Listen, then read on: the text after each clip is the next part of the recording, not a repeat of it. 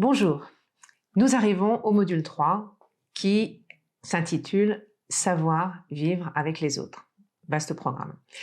La première règle que vous allez aborder avec les enfants, enfin le premier point, consiste en la règle d'or. Donc c'est une règle qu'on retrouve dans pratiquement toutes les religions, pratiquement toutes les cultures, mais qui est loin d'être universellement appliquée. Cette règle peut se transcrire de diverses manières, mais on va dire, pour le faire comprendre aux enfants d'une manière claire, que je ne fais pas aux autres ce que je n'ai pas envie qu'on me fasse à moi-même. Donc c'est une règle à la fois simple et vous pouvez comprendre qu'elle est difficile aujourd'hui à appliquer par rapport à ce qu'on a pu voir dans les 2 premiers modules, c'est-à-dire qu'on ne peut pas être en paix avec les autres si on n'est pas en paix avec soi-même. Donc c'est vraiment l'objectif, un des objectifs importants, utopiques certainement, mais en même temps avec lequel nous avons beaucoup de conviction pour pouvoir s'en approcher, c'est de pouvoir aller vers cette paix intérieure et permettre à ce que la paix s'installe dans le monde. Diverses exploitations sont possibles, vous avez toute la créativité à votre service pour la mettre en œuvre. Donc campagne d'affiches, il peut y avoir des poèmes, des chansons qui soient faits sur cette thématique, mais il est nécessaire que ce principe-là ne soit pas qu'une règle affichée au mur, mais qu'elle puisse vraiment prendre sens pour les enfants dans la vie de classe. Donc vous pourrez partager avec nous vos expériences, vos idées, et ça nous permettra d'enrichir notre démarche. Le second point qui est abordé est extrêmement important et vous accompagnera vraiment durant votre fonctionnement avec les enfants par la suite. Il s'agit d'apprendre à faire une régulation dans la classe.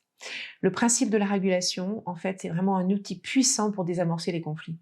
Vous avez dans le kit une fiche qui vous en donne l'explication et qui vous permet de suivre le guide qu'on vous a fourni. Et sachez toujours que nous sommes là pour vous aider à le mettre en place si vous avez des doutes. Le principe de la régulation est de permettre à un groupe de fonctionner en harmonie. Il ne s'agit pas d'un tribunal, on n'est pas là dans un principe de victimisation pour accuser des personnes, mais on est là pour partager avec les autres notre ressenti sur des choses qui ont pu nous blesser, qui nous ont mis mal à l'aise. Donc ce principe-là développe l'écoute et l'empathie des autres membres du groupe.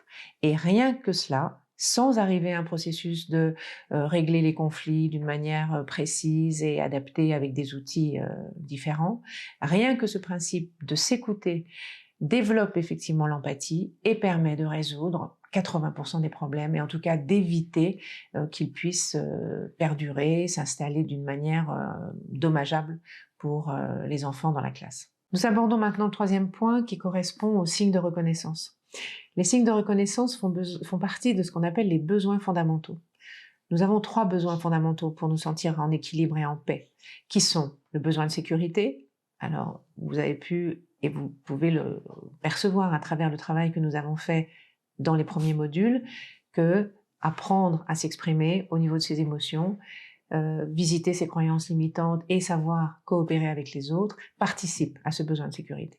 Le second, il s'agit des signes de reconnaissance. Les signes de reconnaissance, ce sont vraiment comme des petites unités d'amour dont on a besoin pour se sentir bien. Chacun n'a pas besoin de la même quantité, mais on a tous besoin d'une quantité minimale pour être en paix, pour être heureux.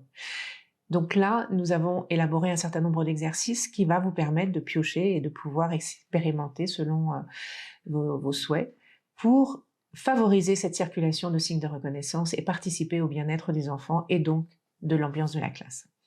Bien sûr, nous serons friands de pouvoir recevoir vos créations dans ce domaine afin que nous puissions, en tout processus de co-construction, continuer à enrichir ce kit dans l'intérêt de tous.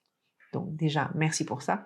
Je rappelle aussi, puisque j'ai parlé des 3 besoins fondamentaux, qu'il y en a un troisième qu'on appelle la stimulation et qui, dans ce kit également, est largement sollicité avec la mise en œuvre pour les enfants d'un certain nombre de projets où ils se transforment en explorateurs du monde et du coup, ce besoin-là est aussi particulièrement sollicité.